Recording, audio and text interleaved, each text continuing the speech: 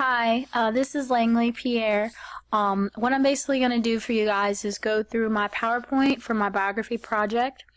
I chose Nelson Mandela, and what I'm basically going to do is go through his life, as well as add in kind of the theorists and what we've been talking about in our developmental psychology class. And I'm going to go through how his childhood and young adult life, all the way up to adulthood, and the theories that can be incorporated and what people would probably say about the things that happened in his life and how it affected who he became. So, Nelson Mandela was born Ralihaha Mandela, which meant the shaker of trees. It also could have meant troublemaker, peacemaker. There were a lot of different things of way that his name was interpreted, but mostly it was the shaker of trees, someone who made a difference, someone who shook up things, someone who, if they weren't satisfied with what things were happening, they shook it up. So basically he grew up kind of in a different atmosphere than a lot of people at his time. His dad was actually a king, an acting king in the clan of the Thimbu people. So he grew up in royalty. Now his mother was a fourth wife, so he wasn't really a direct succession to the throne or being an active king, but he led a lifestyle that was different from a lot of people. So even though both of his parents were illiterate, they were really adamant about him getting an education. So at a young age, he was actually educated in a Methodist school, and he later went on to college. But he lived in kind of this utopian society where he was amongst nature, he was amongst his tribe, and it really was, his childhood really was overall very interesting because of the culture of the Thimbu people, but also he thrived a lot in his culture. So when he was at the age of 12, his father actually died, and he was adopted by another king, okay, and really the influence of his family really shaped the person that he was. So he was said to have, later on in life when people were interviewing him and interacting with him, he was said to have this proud tribal leader characteristics. So in the documentary that I watched, they actually talked about how he used to observe and sit and listen to the story of the elders. And that's kind of how he started growing this mentality of being a chief. Even though we know he wasn't going to become a chief, it was, at this point in time, he was looked at as a chief amongst his people because he was in the royal family and he did have an influence. So I kind of pulled from Bandura and the social learning theory, because observational learning is kind of how he became the person that he was. So he learned patience. He learned to be observant. He learned to be for the people. He learned self-control. He learned how to be a listener. A lot of people that encountered him later on in life said that his chief mentality kind of drove him to who he was. And he always had this leverage over people because he let them talk. He was patient. He stepped back and he let them say everything they needed to say, and then he weighed in on the options. And it was said that he observed that a lot in the tribe that he was in the Thimbu tribe, from observing his father and then again his adoptive family. And so that really influenced him as a person and really shaped him. And so I also pull imitation theory because he imitated the behaviors that were being enforced.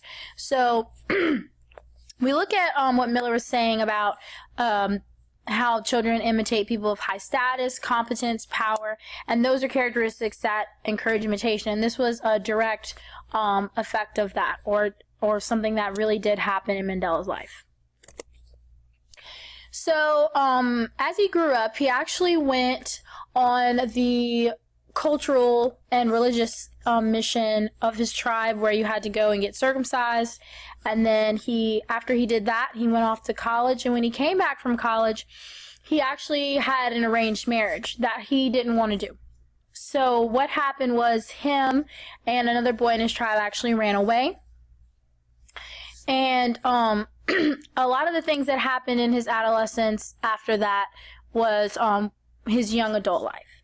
So once he ran away from the forced marriage, he went to Johannesburg, which is another place in Africa, and this is where he kind of got his Englishman status. So he was seen as an Englishman, but he stood for the African American people. And this is also where he started changing his culture, his inner culture started changing. So he had a lot of pride in his African people. He had a lot of pride in what he was doing. But he also had this conflicting insecurity about the white man, because he felt at one point in his life, they said that he felt like he saw the white man as God, and then he moves to this other town where the African people are not treated well, and so he's having this conflict within himself to be this aristocrat, this essence of greatness, this person with pride and confidence, and then he's in this conflict where now he sees these people being treated a certain way, and then he decides that he has to find a way to still be for the people, but still kind of be this person with an air of pride, okay?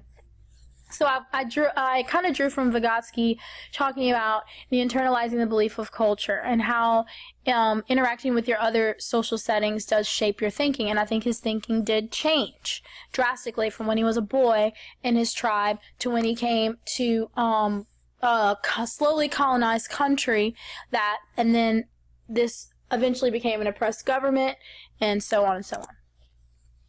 So in this new town, he definitely had it was a different society than he was used to. He suffered humiliation, but it also brought awareness of the bigger scene. So he began changing his mind about the new government and the oppression. And so I also pulled on Erikson talking about cultural relativity and how, society's expectations basically become organizing your thoughts and unfolding the shape of the person that you are by the particular environment. So he started evolving, I would say, his mindset. Then the African National Congress happened, social injustices. He became the voice behind the oppressed people. Okay, one of his turning points was when he actually burned his passbook, and him and 10 other people actually went to jail. He went to jail multiple times. But he was seen as a warrior, a brave champion, and a person of patience. So he really incorporated a lot of things from his younger life into who he was as a leader. And standing for something, and believing in something, and becoming this person of motivation, of confidence, and not really an ego, but to a point where he was confident enough to lead a nation. Now, he was sentenced to life in prison at the Rivonia trial, which was a trial where he was directly going against the government that was oppressing the South Africans, and then he was in jail, and then once he was released, he was elected the first South African president. Okay, but he only stayed a president for about a year. And he continued to work with social injustices and bringing social justice around. I kind of took a little bit of social learning theory, just talking about how he had moral judgments that he had to make. He was a role model, and if you look at his specific behaviors that he exhibited in throughout his life and when he was leading the nation, we can see that as something that encompassed what people looked up to, and it ultimately shaped the society. Now, going back to Freud with his father, where he learned these standards and where he had the example, basically, to do all this was from his father and from the king that he later lived with after his father's death. I think that Freud would really say that his father and the way that, Mandela's father and the way that he grew up really did influence his life, okay? And the way that Freud looked at the influences that parents have on their children. Thank you. That's the conclusion of my presentation. I hope you enjoyed it.